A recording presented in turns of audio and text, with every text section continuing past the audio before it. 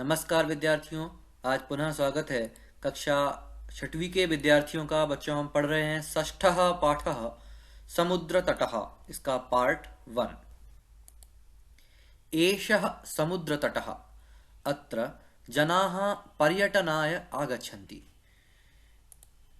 देखिए बच्चों, एषः एषः समुद्र तटः, एषः समुद्र तटः।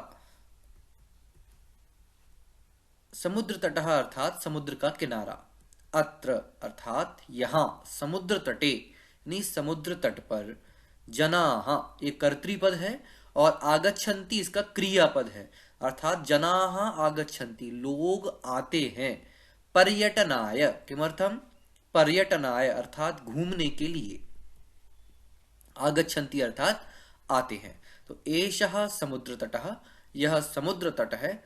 अत्र अर्थात इस समुद्र तट पर जनाः यानी लोग पर्यटनाय आगच्छन्ति घूमने के लिए आते हैं। पर्यटनाय यह शब्द है, इसमें चतुर्थी विभक्ति का यहाँ प्रयोग हुआ है।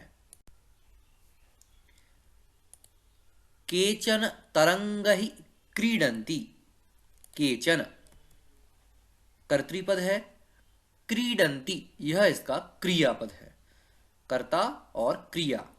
केचन अर्थात कुछ लोग, तरंगहि यानी लहरों से, या देख रहे हैं आप तरंगहि लहरों से, क्रीडंती अर्थात खेलते हैं। तो के कुछ लोग तरंगों से खेलते हैं। बच्चों, यहाँ तरंगहि पद है, इसमें तृतीय विभक्ति बहुवचन का प्रयोग हुआ है। बालकेन, बालकाभ्याम और बालकहि की तरह ये तरंगहि बना हुआ है। केचन च नौकाभि जलविहारं कुर्वन्ति। केचन यह यहाँ कर्तृपद है और कुर्वन्ति क्रियापद है, इसका अर्थ होता है करते हैं, कुछ लोग करते हैं। नौकाभि, नौकाभि अर्थात नौकाओं से। जल विहारम जल क्रीड़ा अर्थात या कह सकते हैं हम जल में घूमना। कुर्वन्ति अर्थात करते हैं। कुछ लोग नौकाभि अर्थात नाव से, जल विहारम कुर्वन्ति अर्थात जल में विहार करते हैं, जल में घूमते हैं। यहाँ बच्चों आप देख रहे हैं नौकाभि शब्द ये आकारांत स्त्रीलिंग शब्द है जो तृतीय विभक्ति में प्रयुक्त हुआ है। तेषु केचन कंदुकेन क्रीडन्ति। तेषु अर्थात उनमें, जो लोग समुद्र तट पर आते हैं उनमें। तेषु यह सर्वनाम है जो उनके लिए प्रयुक्त हुआ है। उनमें केचन कुछ लोग, कंदुकेन ये दिख रही है आपको कंदुकम, इसमें तृतीय विभक्ति का प्रयोग किया है। कंदुकेन क्रीडन्ति अर्थात खेलते हैं। कंदुकेन यहाँ तृतीय विभक्ति का प्रयोग है। कुछ लोग वहां बॉल से, गेंद से खेलते हैं। बालिकाः बालकाः च बालुकाभि बालुकागृहं रचयन्ति। बालिकाः बालकाः च ये पूरा कर्तृपद है, दो कर्तापद हैं, इनके लिए एक ही क्रियापद आया है रचयन्ति। बालिकाः बालकाः च रचयन्ति, इस तरह। देखिए इनके शब्दार्थ देखते हैं। बालुकाभि, बालुका अर्थात ये दिख रहा है आपको रेत, जैसे बालुका बोलते हैं। इसमें तृतीय विभक्ति का प्रयोग हुआ जिससे बना है रेत से। बालुका ग्रहम यानी बालुका घर, रेत का घर। रचयन्ति अर्थात बनाते हैं। तो बालिकाः बालकाः च रचयन्ति अर्थात बनाते हैं। किम रचयन्ति कि बालुका गृहम रचयन्ति। काभि रचयन्ति कि बालुका भी रचयन्ति। बालुका भी शब्द है, इसमें तृतीय विभक्ति का प्रयोग है। देख रहे हैं आप बच्चों, बच्चे हैं यहाँ कुछ जो बालू के द्वारा, रेत के द्वारा यहाँ घर समुद्र तट पर बन। मध्ये मध्ये तरंगाः बालुका गृहं प्रवाहयन्ति। एषा क्रीडा प्रचलति एव। मध्य मध्य अर्थात बीच बीच में। बच्चे जब घर बना रहे हैं तभी बीच बीच में क्या हो रहा है? तरंगाः, तरंगाः ये तरंग दिख रही हैं आपको, लहरें। तरंगाः बालुका गृहं प्रवाहयन्ति, ठीक है। प्रवाहयन्ति माने बहा देते हैं। यहाँ तरंगाः यह कर्तृपद है और प्रवाहयन्ति एक क्रियापद है। तो तरंगाः अर्थात लहरें बहा देती हैं। कम किसे? कि बालुका ग्रहम। यहाँ देख रहे हैं बच्चों आप, जब लहरें आती हैं तो इस रेत के घर को बहा के ले जाती हैं। तो तो बीच बीच में लहरें उस बालू के घर को बहा ले जाती हैं। एषा क्रीडा प्रचलति एव, क्रीडा अर्थात यह खेल, प्रचलति एव अर्थात चलता ही रहता है, यह खेल वहां चलता ही रहता है। हम लगातार रेत के घर बनाते रहते हैं और लहरें उन्हें बहाती रहती हैं। समुद्र तटाः न केवलं पर्यटन स्थानानि, अत्र मत्स्यजीविनः अपि स्वजीविकां चालयन्ति। समुद्र तटाः न केवलम, न केवल, पर्यटन स्थानानि, पर्यटन अर्थात घूमना, और स्थान यानी समुद्र तट केवल घूमने के स्थान नहीं है। समुद्र तटाः न केवलम पर्यटन स्थानानि, अत्र अर्थात यहाँ, अर्थात समुद्र तटेषु, समुद्र तटों पर, मत्स्यजीविनः, मत्स्यजीविनः अर्थात मछुआरे। आप देख रहे हैं बच्चों, ये सभी यहां पर दिख रहे हैं जो, वे सभी मत्स्यजीवी हैं अर्थात मछुआरे हैं।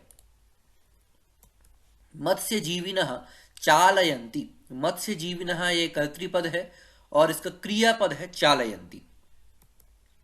स्वजीविकाम अर्थात अपनी जीविका को, मैं मीन्स ऑफ वंस लाइवलीहुड अर्थात अपने जीवन को चलाने के लिए जो कार्य किया जाता है उसे जीविका कहते हैं। तो यहाँ समुद्र तटों पर मत्स्यजीवी लोग अर्थात मछुआरे स्वजीविकाम चालयन्ति अर्थात चलाते हैं। तो मत्स्यजीविनः काम चालयन्ति स्वजीविकाम चालयन्ति। अस्माकं देशे बहवः समुद्रतटाः सन्ति। एतेषु मुम्बै, गोवा, कोच्चि, कन्याकुमारी, विशाखापत्तनम, पुरी तटाः अतीव प्रसिद्धाः सन्ति। अस्माकं देशे बहवः अर्थात बहुत सारे, समुद्र तटाः सन्ति, हमारे देश में बहुत सारे समुद्र तट हैं। एतेषु, एतेषु समुद्र तटेषु अर्थात इन समुद्र तटों में मुंबई, गोवा, कोच्चि, कन्याकुमारी, विशाखापत्तनम और पुरी तटाः, ये जो समुद्र किनारे हैं अतीव बहुत अधिक, प्रसिद्धाः अर्थात प्रसिद्ध हैं। यहाँ देख रहे हैं बच्चों आप, अस्माकं देशे बहवः समुद्र तटाः सन्ति, यह संति बना है, आपने पिछली कक्षाओं में पढ़ा है, पिछले पाठों में पढ़ा है अस्ति स्तः सन्ति, ये उसी का बहुवचन रूप है, इसका अर्थ होता है। तो अस्माकं देशे कति समुद्र तटाः सन्ति, बहवः समुद्र तटाः सन्ति। गोवा तटः विदेशी पर्यटकेभ्यः समधिकं रोचते। बच्चों, एषः गोवा तटः, अत्र विदेशी पर्यटकः तेभ्यः अर्थात विदेशी पर्यटकों के लिए, समधिकम सबसे अधिक, रोचते अर्थात अच्छा लगता है। देखिए बच्चों, विदेशी पर्यटकेभ्यः, पर्यटक शब्द से बना है चतुर्थी विभक्ति बहुवचन में केभ्य लगने पर विदेशी पर्यटकेभ्य अर्थात विदेशी पर्यटकों के लिए। रोचते, रोचते इसके साथ चतुर्थी विभक्ति का प्रयोग होता है, जिसको अच्छा लग रहा है उसके साथ चतुर्थी विभक्ति का प्रयोग करते हैं। जैसे बालकाय मोदकम रोचते,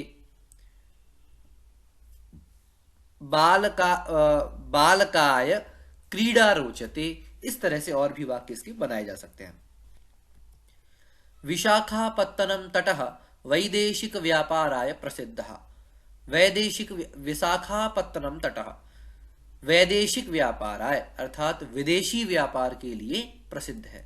यहाँ पर वैदेशिक व्यापार शब्द में चतुर्थी विभक्ति लगा करके शब्द बना है वैदेशिक व्यापाराय, इसका अर्थ होगा विदेशी व्यापार के लिए।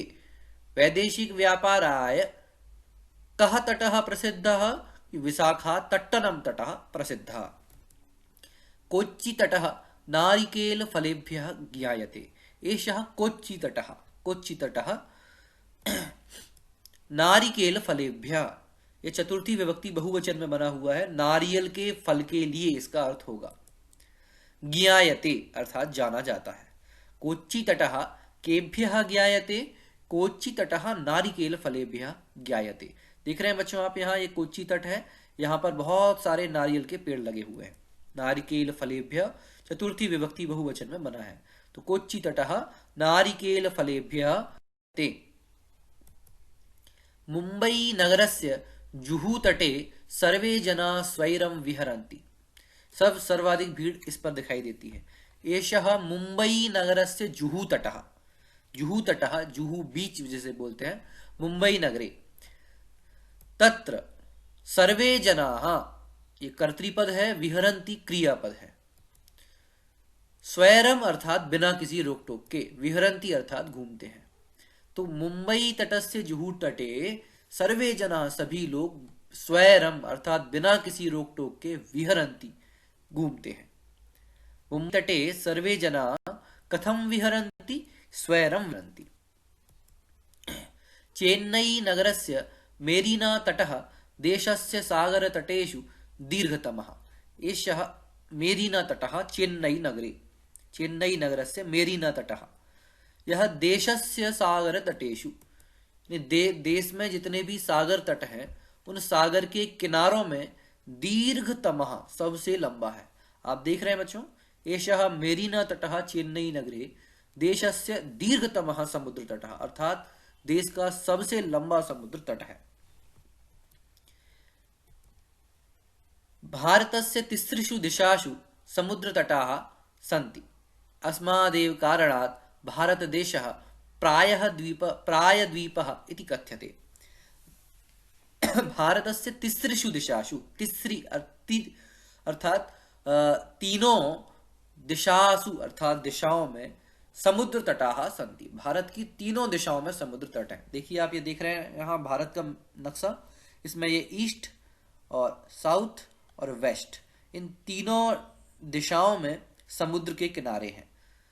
ठीक है, तो भारत तीन ओर से समुद्रों से घिरा हुआ है। अस्मादेव कारणात्, ठीक है, तिसृषु दिशासु अर्थात तीनों दिशाओं में, अस्मादेव इसी से, और कारणात् अर्थात इसी कारण से, भारत देश प्रायद्वीप, प्रायद्वीप बोलते हैं जो भूमि का प्रदेश तीन ओर से जल से घिरा होता है उसे प्रायद्वीप बोलते हैं। तो यह भारत तीन ओर से जल से घिरा हुआ, इसलिए इसे प्रायद्वीप इति कथ्यते अर्थात कहा जाता है। भारतः कति दिशासु, भारतस्य कति दिशासु समुद्रतटाः सन्ति, कि तिसृषु दिशासु समुद्रतटाः सन्ति। भारतः प्रायद्वीपः कथं कथ्यते, भारतस्य तिसृषु दिशासु समुद्रतटाः सन्ति, अस्मात् कारणात् भारतदेशः प्रायद्वीपः कथ्यते।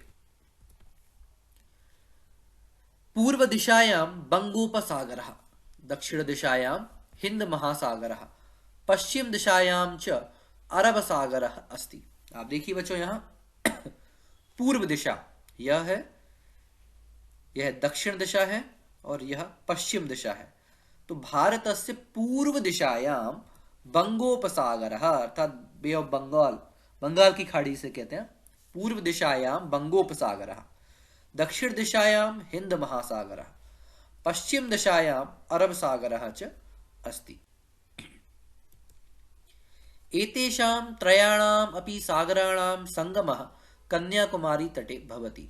एते त्रयः सागर तटाः, ये तीन जो सागर तट हैं, एतेषां त्रयाणाम, इन तीनों का, इन तीनों ही सागरों का, समुद्रों का जो संगम है, संगम अर्थात मिलन, मिलना, वह कन्याकुमारी तटे भवति। देख रहे हैं आप यहाँ बच्चों, कन्याकुमारी है, यहाँ पर तीनों ही समुद्रों का मिलन होता है। यह जो पॉइंट दिख रहा है यहाँ, इस जगह पर, ये भारत का सबसे अंतिम छोर है दक्षिण में तो यहाँ पर यह बंगोपसागर, हिंद महासागर, अरब सागर, ये तीनों यहाँ पर आकर के मिलते हैं। इसलिए कहा यहाँ त्रयाणाम सागराणाम संगमः कुत्र भवति, कन्याकुमारी तटे भवति। अत्र पूर्णिमायां चंद्रोदयः सूर्यास्तं च युगपदेव द्रष्टुम शक्यते।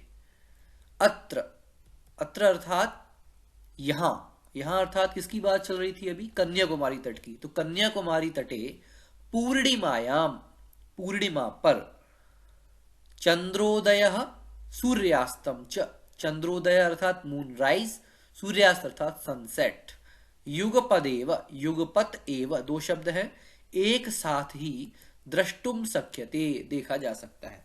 बच्चों कन्याकुमारी तट की यह विशेषता है, पूर्णिमा जो आप मंथ में दो चीजें होती हैं, दो पक्ष होते हैं जिसे आप फोर्टनाइट बोलते हैं, कृष्ण पक्ष और शुक्ल पक्ष।